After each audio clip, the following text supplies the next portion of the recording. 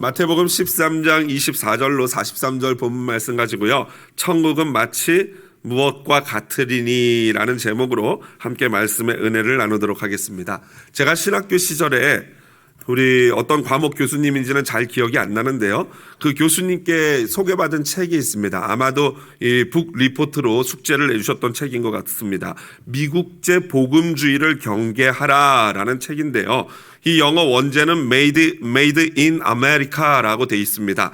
그러니까 미국이 만들었나? 라는 이 물음표가 있는 것 같은데요, 이 미국의 장로교 목사인 마이클 호튼이라는 이 분이요, 이 미국 복음주의에 대한, 미국식의 복음주의에 대한 비평을 가했던 책인 것입니다. 이 주관주의, 감각주의, 물량주의 등 이 미국의 복음주의의 문제점을 이 복음주의자적 관점에서 비평했던 그런 책입니다. 굉장히 이렇게 좀 신선하고 좋았던 것으로 제가 기억을 하는데요, 이 책이 찾아보니까 지금 이 제 미국 서재에는 없고 아마 한국에다 제가 두고 왔던 것 같습니다. 이 한국어판은요, 신학 석사인 김재영 씨가 이 번역을 했는데 미국제 복음주의를 경계하라 라는 제목으로 출간이 됐습니다. 간단히 이 목차만 살펴보면요, 다음과 같습니다. 첫 번째 제1장이 민주주의의 시녀가 된 하나님이라는 제목이고요, 실용주의적 복음주의, 소비자 중심주의, 구원으로부터 자기 존중으로, 감정 중심의 신앙, 이교도로의 복귀, 각자 자기 소견에 옳은 대로, 공동체의 상실. 여러분, 제목이 다 저게 옳다는 게 아니라 저게 잘못됐다라는 것을 비판하고 있는 그런 어떤 내용들입니다. 여러분, 만약 기회가 되면 한 번쯤 읽어보는 것도 굉장히 도움이 될 것 같은데요, 벌써 이게 제가 97년도니까 뭐 거의 한 몇 년도입니까?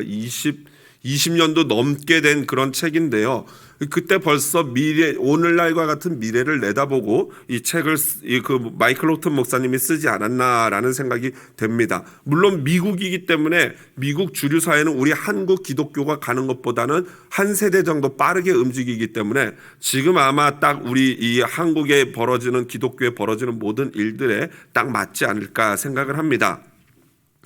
여러분, 소위 개혁주의, 복음주의, 장로교라는 이 우리의 교단의 장점이요, 바로 은혜에 대한 강조입니다. 은혜. 정말 은혜는 이 성경에서 바꿀 수 없는 진리죠. 진리적인 가르침입니다. 또한 이것은 우리 장로교의 가장 큰 특징이고 장점이기도 합니다. 그런데 여러분, 그것이 동시에 또한 우리 이 장로교의 약점이 되기도 합니다.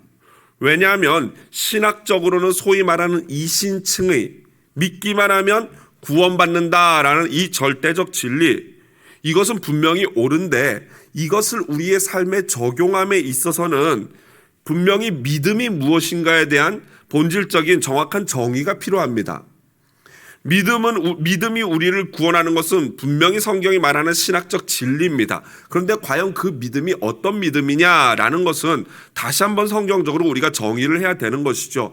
그래서 우리 장로교는 그게 굉장히 큰 장점이면서 동시에 믿기만 하면 구원받으니까 그냥 나 예수님 믿어 라는 것으로 이미 다 됐다라고 생각하는 것, 이것이 바로 우리 장로교의 큰 약점이 될 수도 있습니다. 그러다 보니까 실제적으로 보면은 한국에서 가보면은 시골에 있는 교회들은요, 보면 장로교가 잘 없습니다. 시골 산간에 가면은 제가 보니까 굉장히 이 웨슬리 쪽, 감리교, 성결교 이쪽 교회들이 주로 시골 산골에 많이 있더라고요. 왜 그러냐면은 그쪽은 이 우리 장로교가 비판하는 행위주의적인 이 구원론이 들어갈 여지가 있다라는 어떤, 그 감리교가 주장하는 것은 믿기만 하면 되냐, 그렇게 살아야지 이거거든요.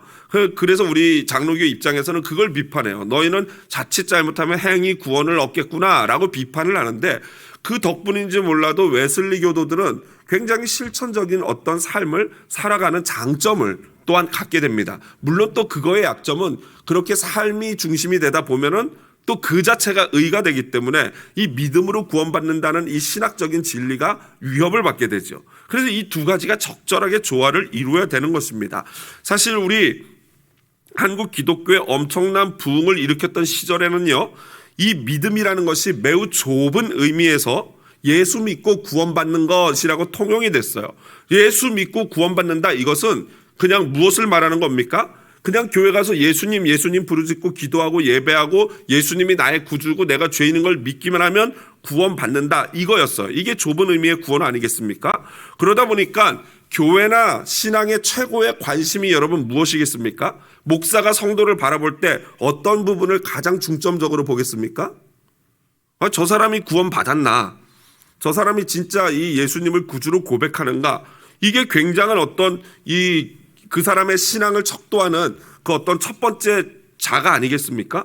그러다 보니까 교회에서 볼 때 저 사람이 아멘 잘하고 예수 그리스도에 대해서 많이 알고 있고 예배 빠지지 않고 헌금 생활 철저히 하고 교회 봉사 활동 열심히 하면 저 사람의 구원은 확정적이구나, 저 사람은 굉장히 믿음이 좋구나 라고 생각을 했습니다. 사실 여러분, 이것은 굉장히 귀한 것이고 중요한 것이에요. 확실한 신앙 고백, 예수가 나의 구세주십니다.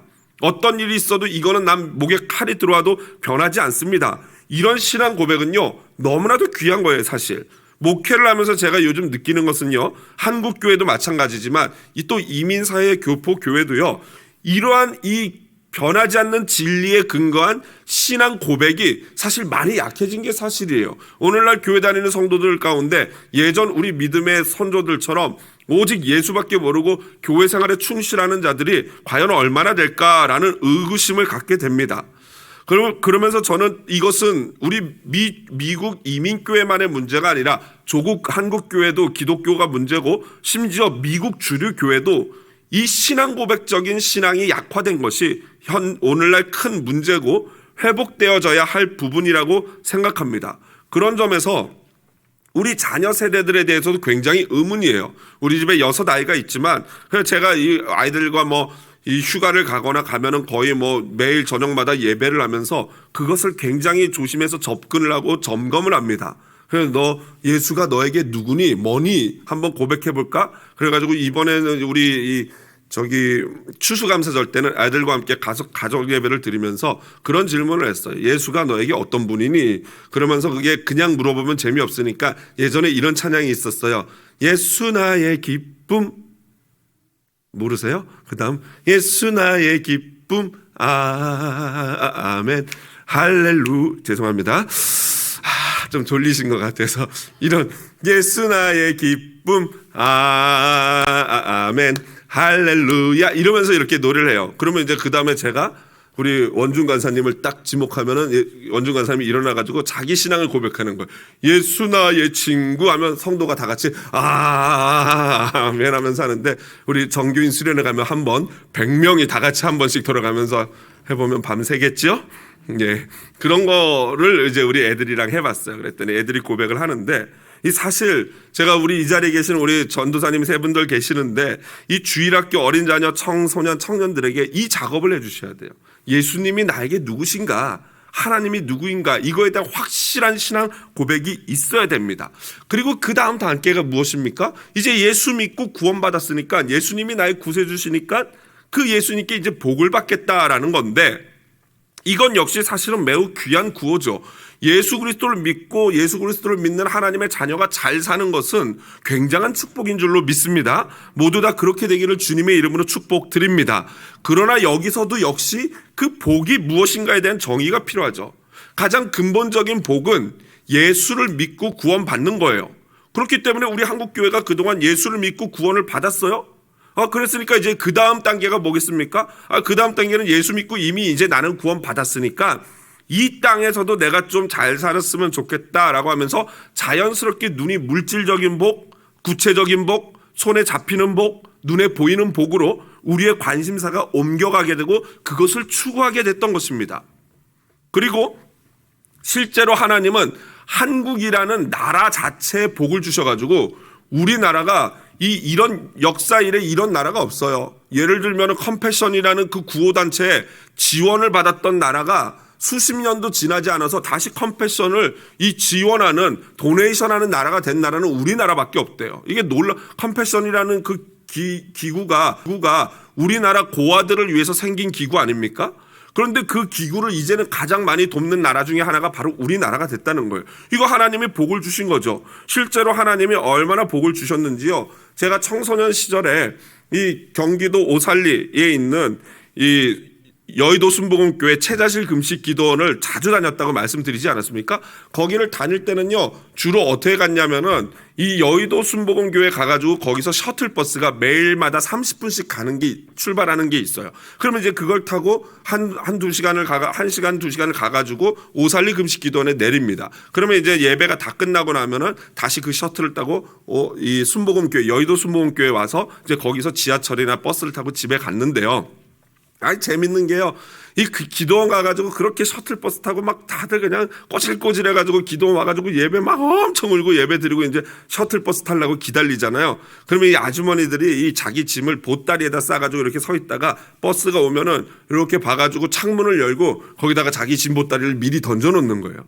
그래서 이제 들어가가지고 누가 거기 앉아있으면 내가 맡아놓은 자리다 비켜라 하면서 싸우는 모습을 보면서 참 열심히 아까는 엄청 울면서 기도했는데 버스 자리 때문에 저렇게 싸우시는구나 라고 어렸을 때 제가 생각했던 기억이 들어요. 그런데 요즘은 어떨 것 같습니까? 요즘에는요, 버스 타고 오는 사람 거의 없어요. 왜 그렇습니까? 복 받았어요. 다 보면은 막 딱 고급 승용차들 쫙 줄 서 있고요. 뭐 물론 더 안타까운 것은 고급 승용차들은 많이 서 있는데 오는 숫자는 어떻게 됐겠습니까? 현저하게 줄어들었죠. 이제 기도 잘 안 해요. 이미 복 받았으니까 별로 이제 기도할 필요 없는 거죠. 현저하게 줄어들었습니다. 여러분, 한국 교회가 여기까지는 잘 갔는데 그 다음 단계로 자연스럽게 성장이 이루어졌어야 되는데 그 부분에서 동맥경화가 걸린 거예요. 성장이 멈춰버렸어요. 복을 받는 것까지는 좋았어요. 그러면 그 다음 단계는 무엇이겠습니까? 그렇죠. 그 받은 복을 어떻게 해야 돼요? 제자가 돼서 어렵고 힘든 자들과 나누고 복음을 더 전하고 오히려 그것들을 더 나눠서 더 모든 사람 사회가 살기 좋게 하는 세상 가운데 빛과 소금의 역할을 하면서 이 땅 가운데 하나님의 나라 천국을 이루어야 했는데 문제는 자기들만 하나님 나라를 맛보고 그 안에서 만족하면서 거기서 끝났다는 거예요. 이게 우리 한국 기독교의 어려워진 부분이죠. 거기서 한 단계 더 강조하고 가르쳐야 될 제자로서의 삶을 가르치지 못하고 철저하게 그 부분에서 실패한 것입니다. 그저 구원받고 그저 복 받는 것으로 그냥 끝나버린 거예요. 그렇게 되면 모든 것을 다 이룬 것처럼 생각하고 그 자리에 주저앉은 것이죠. 여러분, 이것이 어떤 문제냐면요, 신학적인 표현을 빌리자면요, 이미와 아직의 긴장 가운데 그 긴장을 놓쳐버린 거예요. 이미 하나님의 천국이 임했다라는 그 축복과 아직 천국이 완성되지 않았다, not yet이라는 이 긴장이 팽팽하게 있어야지만 이 already에서 not yet으로 나가는 이 과정이 바로 제자와의 과정인데 이미 천국을 다 이루었기 때문에, 이미 구원받았기 때문에 아직 구원받지 못하고 완성되지 못한 거는 아예 생각하지도 않고 이미 구원받고 천국 갔기 때문에 더 이상은 소망이 없는 거예요. 그냥 이 땅에서 잘 살면 되는 거예요. 마치 우리나라 대학생들, 어린 청소년들이 대학만 들어가면은 다 이루었다 하면서 이제 술 먹고 막 캠퍼스에서 돼지고기 구워 먹고 술 파티하면서 이러는 것과 똑같은 거죠. 그게 바로 우리 한국 기독교가 지금 오늘날 모든 사람에게 지탄을 받는 데까지 오게 된 이 과정입니다. 사실 미국 교회도 제가 가만히 보니까 이 부분에서 실패한 것 같아요. 기성세대 어른들을 젊은 세대가 리스펙하지 못하는 이유가 바로 이 성경이 말하는 부분을 어른들이 제대로 보여줬지 않기 때문이에요. 인종차별 문제라든가 겸손의 문제라든가 이런 것들이 이 예수를 믿는다고 하면서 그들이 생각하는 이상과 실제 삶이 분명히 엄청난 갭이 있었던 것이죠. 여러분, 이 문제가 바로 이 땅에 임한 천국을 제대로 이해하지 못했기 때문에 발생하는 문제입니다. 여러분, 이미 예수님이 이 땅에 초림하심으로 말미암아 이 땅에 천국이 임한 줄로 믿습니다. 그래서 오늘 본문이 보면은 천국은 마치 무엇과 같다라고 설명하시는 부분이에요. 이것은 24절, 31절, 33절, 44절, 45절, 47절, 52절에 계속해서 나오는 이 반복적으로 나오는 관용구적인 표현입니다. 이 시리즈인데요, 이것을 통해서 예수님이 이미 이 땅에 임한 천국의 특징을 우리에게 설명해 주고 계십니다. 과연 이 땅에 임한 천국은 어떤 특징을 갖고 있는가? 오늘날 이 부분에 실패한 우리 기독교, 우리 성도들은 이 부분에 굉장히 초점을 가지고 봐야 되겠죠. 과연 이 땅에 존재하는 천국은 어떤 모양인가? 그리고 저 마지막 오실 나라 하나님의 진짜 완성된 천국을 향해 나가는 우리는 어떤 모양으로 나가야 할 것인가? 이게 바로 오늘 이 천국의 비유가 우리에게 주시는 굉장한 교훈인 것입니다. 오늘 본문은요, 소위 말하는 24절부터 30절 가라지 비유, 그리고 그 비유에 대한 설명이 36절부터 43절까지 나오고 있고요. 그 딱 중간에 샌드위치처럼 햄버거처럼 가운데 겨자씨 비유와 누룩 비유가 들어가 있습니다. 그리고 특별히 오늘 이 기사는요, 오직 마태만 보고하고 있는 특종이에요. 다른 복음서 기자들은 보고하지 않고 오직 마태만 이것을 특종으로 삼아서 보고하고 있습니다. 굉장히 중요한 본문이겠죠. 먼저 겨자씨와 누룩의 비유를 살펴본 후 천국의 특징이 어떠한지를 살펴보고 그 다음 가라지 비유를 통해서 또 천국은 어떠한 곳인지를 함께 나누고 말씀을 마무리하도록 하겠습니다. 자, 먼저 첫 번째 겨자씨와 누룩의 비유. 첫 번째 이 겨자씨와 누룩은 여러분 왠지 좀 연관성이 없을 것 같지만 이 둘의 공통점이 있어요. 예수님이 이 둘의 공통점을 빌어서 이 두 가지 비유를 마치 천국은 이와 같다, 겨자씨 하나가 같고 누룩과 같다라고 비유하고 계십니다. 그 첫 번째 공통점이 세 가지 정도를 들 수 있는데 첫 번째로는 은밀성이에요. 은밀성. 보이지 않고 작은 것이죠. 여러분 겨자씨 보신 적 있습니까? 저는 겨자씨 보신 분 알겠지만 저는 어떤 분이 이 성지순례 갔다 오면서 거기서 파는 이 책갈피를 선물로 준 적이 있어요. 그런데 그 책갈피 선물이 뭐냐면은 마치 천국은 겨자씨와 같아서 겨자씨와 같은 믿음만 있으면 성경 구절이 있고요. 그 밑에 조그마한 볼펜으로 찍은 점들 같은 게 이렇게 들어가 있는 거예요. 근데 만져보니까 오돌토돌해요. 그러더니 그 밑에 뭐라고 써있냐면 이게 바로 진짜 겨자씨라고 되어 있는데 어느 정도냐면은 왜 검은색 볼펜으로 종이에다가 이렇게 콕 점 한번 살짝 찍으면 그 정도 크기가 딱 겨자씨더라고요. 그러니까 이 바닥에 떨어뜨리면 못 찾는다고 봐야 돼요. 그렇게 작은 게 겨자씨입니다. 그런데 놀라운 것은 그 1mm도 안 되는 겨자씨가 자라면요 1m 그리고 더 크게 자라면 3m까지도 자라난다고 합니다. 10feet까지도 자라나는 거예요. 그러니 여러분 이 몇 배로 성장하는지를 따지면 얼마나 이게 크게 성장하는 거겠습니까? 가히 계산할 수 없을 정도로 크게 성장하는 건데요. 이게 바로 겨자씨의 첫 번째 예수님이 비유를 든 특징의 이유예요. 누룩도 마찬가지. 누룩이 무엇입니까? 효모 또는 영어로는 이스트라고 하죠. 누룩 곰팡이라고 하는데 발효제죠. 무엇인가를 이렇게 발효시키는 발효제인데 솔직히 이 누룩이라는 것은 일반적으로 성경에서 쓰일 때는 죄악을 상징하는 걸로 쓰였어요. 그래서 바리새인들의 누룩을 조심하라라고 예수님이 경고했는데 그래서 어떤 학자들은 이거를 계속 누룩을 나쁜 것으로 해석하려고 잘못 해석하는 자들이 있는데 여기서는 그렇게 해석할 필요는 없습니다. 칼빈이 말하기를 누룩 비유를 주께서 쓰신 것은 그 작용을 이용하신 것뿐이다 라고 간단하게 이 부분을 해석했어요. 맞습니다. 다른 의미가 아니라 누룩이 무엇인가를 발효시켜서 팽창하게 해서 더 커지게 한다라는 이 성을 그 조그만 처음에는 너무나도 작아서 이 곰팡이균이 눈에 보이지도 않지만 그것이 떨어지면은 그것을 점점 팽창시킨다는 그 부분을 설명하기 위해서 누룩의 비유를 드셨다라는 겁니다.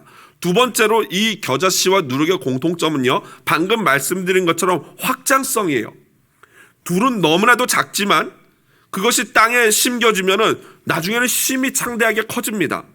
누룩도 마찬가지로 누룩은 커지는 것보다도 전체에게 영향을 끼치는 영향력을 더 중점적으로 설명하고 있어요. 확장성이죠. 겨자씨 같은 경우에는 아까 말씀드린 것처럼 3m가 넘는 큰 나무로 자라나기도 하고요.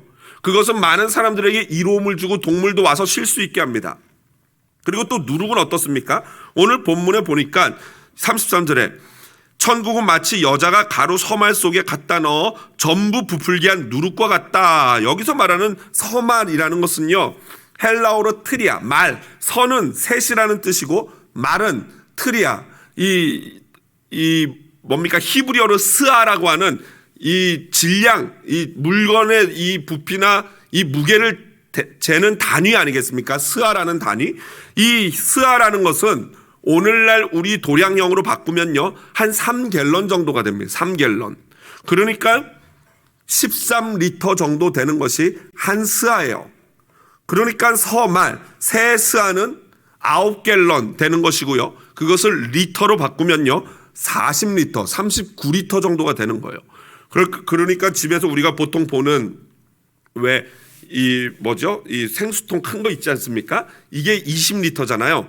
그러니까 여기서 나오는 세스아는 이 20리터 되는 이 생수통 큰 게 2개나 되는 그 엄청난 양이에요. 40kg, 40리터가 되는 겁니다.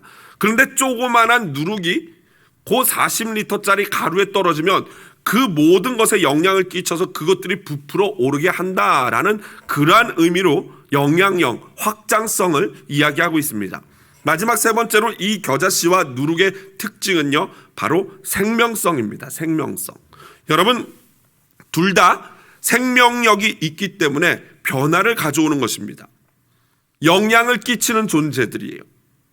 여러분, 이 땅에서 천국, 곧 교회, 복음은요, 매우 미약하게 시작하지만 결국에는 어떻게 됩니까? 엄청나게 성장할 뿐만 아니라 주변에 엄청난 영향을 끼치는 것을 바로 이 두 가지 겨자씨와 누룩이 상징하고 있는 것입니다.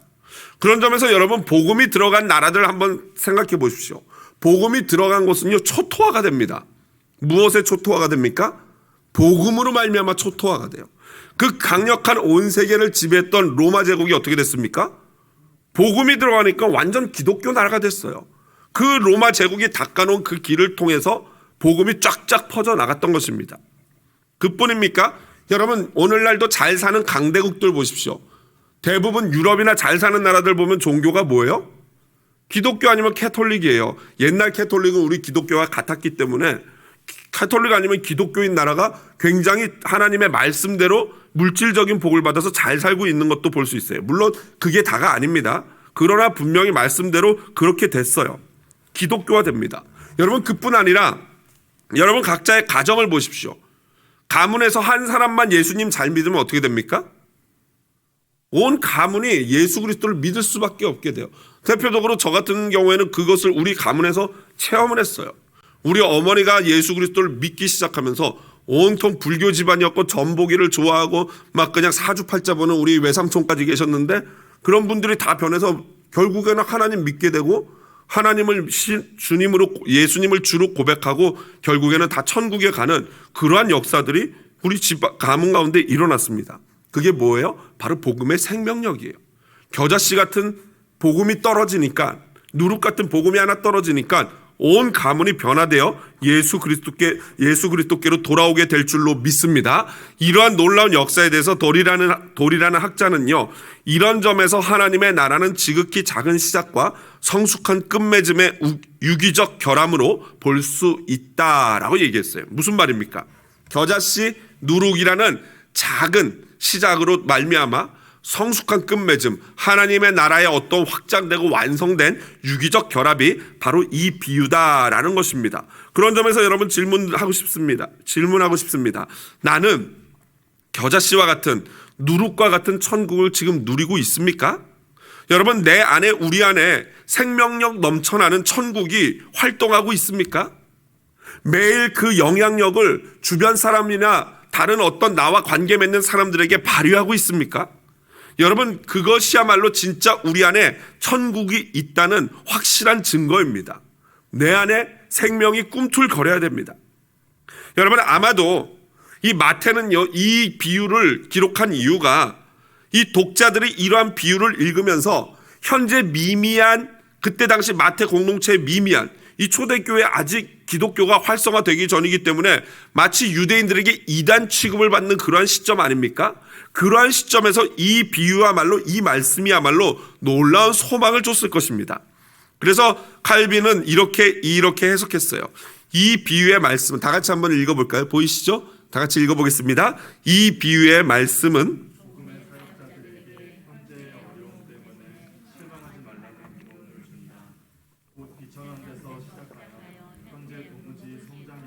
발전이 없어 보이나 그것은 곧 주님의 능력으로 더 큰 영광을 주께 돌리도록 일부러 그렇게 섭리하신 것이다. 그렇습니다. 여러분, 내 삶에서 지금 너무나도 미미해서 정말 내가 생명력이 있는 거 맞나?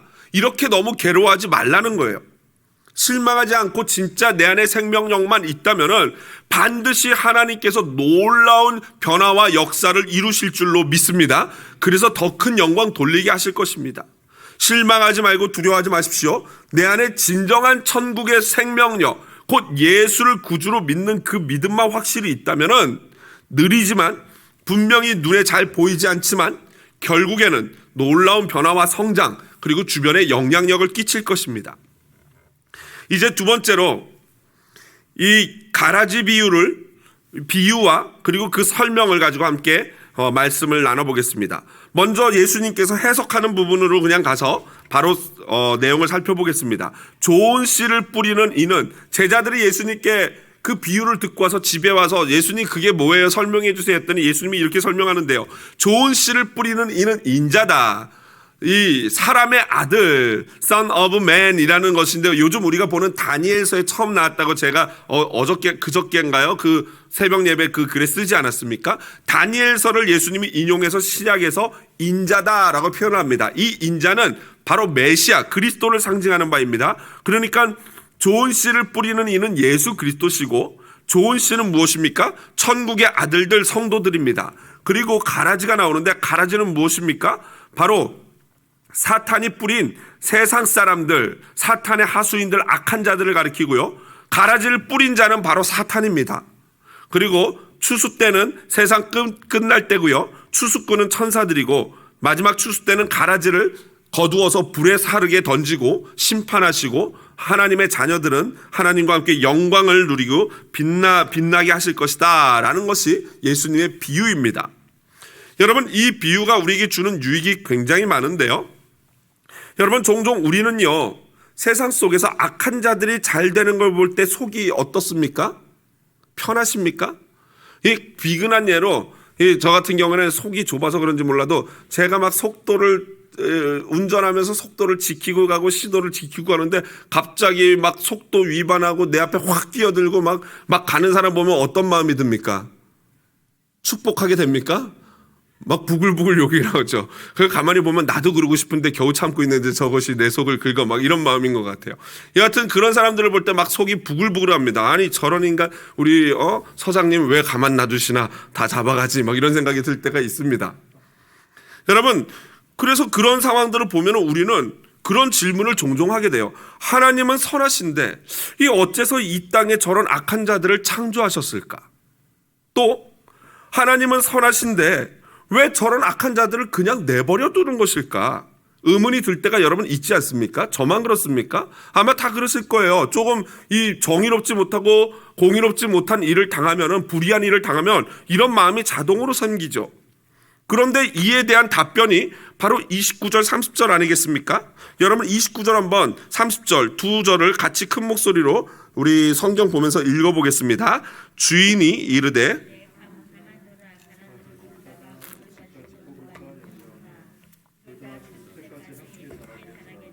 추수 때 내가 추수꾼들에게 말하기를 가라지는 먼저 거두어 불사르게 단으로 묶고 곡식은 모아 내 곡간에 넣으라 하리라. 여러분 여기서 무엇을 알 수 있습니까? 여기서 우리가 알 수 있는 것은 가라지를 내버려 두는 것이 오히려 우리 알곡들에게 조금의 유익이 있다는 거예요. 무슨 유익이겠습니까? 그 가라지들을 통해서 하나님이 우리를 훈련시킵니다. 그 가라지들을 통해서 하나님이 기도하게끔 합니다.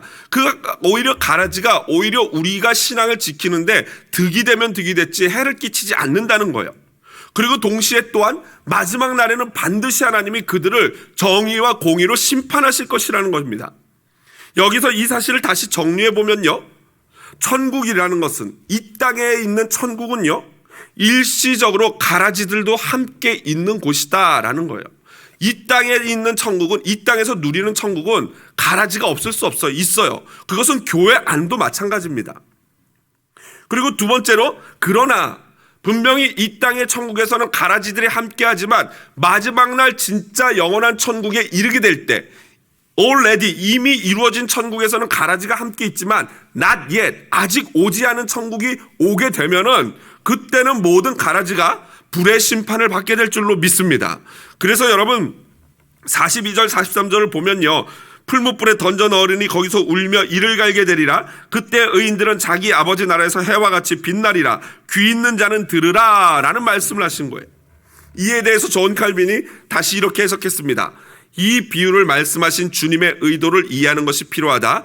이 비유는 주께서 경건한 신도들 가까이에 추악한 것들이 섞여 있는 것을 보고 실망하거나 실증을 느끼는 일이 없도록 주께서 철저하게 구별하고 계시다는 뜻이다. 주께서는 이 밭을 세상이라고 말씀하셨지만 이 말씀을 교회에다 적용시키기를 원하고 계셨음은 의심할 여지가 없다. 무슨 말입니까? 이 땅에 있는 이 모든 이 비유로 말씀하신 이유는 오늘날 우리를 위한 거라는 거예요. 우리 같은 사람들이 이 세상을 살아가면서 때로는 실망하기도 하고 악한 자들을 보면서 막 염증을 느끼기도 합니다. 이 세상에. 그때 그렇게 이 비유를 통해서 하나님이 하시는 말씀이 염려 말라는 거예요. 이미 내가 그들을 철저히 보고 있고 철저히 구별하고 있다. 마지막 날에는 내가 반드시 심판할 것이다. 너는 그러니까 개의치 말고 너에게 준 사명을 잘 감당하면서 열심히 살라는 거예요. 이 원리는 세상뿐만 아니라 교회 내에서도 마찬가지입니다. 무슨 말입니까? 얼마든지 교회 안에도 가라지가 있을 수 있다는 거예요. 교회 나온다고 해서 다 알곡이라고 할 수 없다는 것이죠. 그러니까 여러분, 우리가 정말로 사도 바울의 말씀처럼 두렵고 떨림으로 우리의 구원을 이루도록 정말 최선을 다해야 한다라는 것입니다. 말씀을 마무리합니다. 요즘 세상을 보면서 이 마음이 많이 아픕니다. 제가 이 표현하고 설명하기가 사실 좀 조심스럽습니다. 이 자칫 잘못하면은 이게 마치 제가 어떤 정치적인 이야기를 하는 것처럼 보여질 수 있어서 굉장히 조심스럽습니다. 이 잘 이해해 주시기를, 그리고 제가 말하는 의미를 잘 살펴주시기를 부탁을 드립니다. 제가 요즘 이런 부분에 너무 관심이 많다 보니까 우리 성도님들 개인적으로 만나거나 하면 이 이야기가 툭툭 튀어나오니까요. 우리 집사람이 막 그냥 집에서 얼마나 혼내는지 몰라요. 제발 좀 유튜브 좀 그만 보고 쓸데없는 것 좀 그만 보고 말씀을 더 읽으라고 막 이러면서 혼내는데 정말 맞긴 맞는데, 한편으로는 제가 요즘 이 관심을 갖는 두 가지 사안, 미국과 한국에서 관심을 갖는 두 가지 사항이 있는데 이것이 비단 꼭 정치적인 문제가 아니기 때문에 제가 관심을 갖습니다. 하나는 뭐냐면요, 요즘 대선 끝나지 않았습니까? 그런데 그게 하루에 끝난 게 아니고 계속해서 한 달이건 두 달이건 계속 이어지고 있습니다. 그리고 두 번째는 한국에서는 요즘 보니까 또 검찰총장과 법무장관의 이 법적인 다툼이 아주 최고의 이슈가 돼서 모든 국정을 이 블랙홀처럼 끌어당기고 있다고 합니다. 저는 이 미국 주요 언론에서는 잘 보도하지 않는데 제가 이 인터넷을 통해서 이 뉴스들을 검색해 보니까 꽤 신빙성 있는 부정선거에 대한 증거들이 이렇게 보여지고 있어요. 저는 그걸 보면서도 이런 얘기를 하면 어떤 분들은 그러겠죠. 목사님이 드디어 찌라시 뉴스에 넘어갔구나, 이렇게 생각하시는 분들도 있을 거예요. 가짜 뉴스에.